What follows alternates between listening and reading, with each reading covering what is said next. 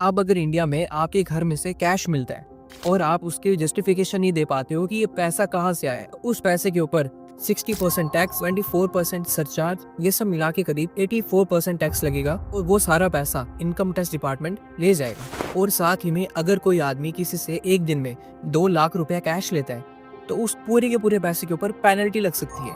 और अगर property deal के टाइम पे 20,000 से ज्यादा अगर आपने कैश लिया तो उसके ऊपर भी पेनल्टी पड़ेगी, वो भी 100%। मतलब उसमें से आपको एक पैसा नहीं मिलने वाला। और साथ ही में कैश लोन लेना भी अब अलाउड नहीं है। अगर आपने ऐसा किया तो उसके ऊपर भी 100% पेनल्टी लगेगी। और इसके अलावा बैंक एसएफटी के थ्रू गवर्नमेंट को ये सब रिकॉर्ड प्रोवाइड कर दिया है। अगर एक साल में तुम्हारे अकाउंट से 10 लाख से ज्यादा पैसा विड्रॉल होता है तो बेसिकली अब गवर्नमेंट इस डायरेक्शन में जा रही है कि कैश फ्लो को कम करना है और साथ ही में डिजिटल को पुश करना है। और ये सब इसलिए हो रहा है क्योंकि ऑनलाइन जो ट्रांजेक्शन है उन्हें ट्रैक करना इजी होता है। अब यहाँ पे ना आम आदमी की जो फ्रस्ट्रेशन है वो भी जेन्युइन है, क्योंकि 20,000 इमरजेंसी के टाइम भी आप एक्सेप्ट नहीं कर सकते हो।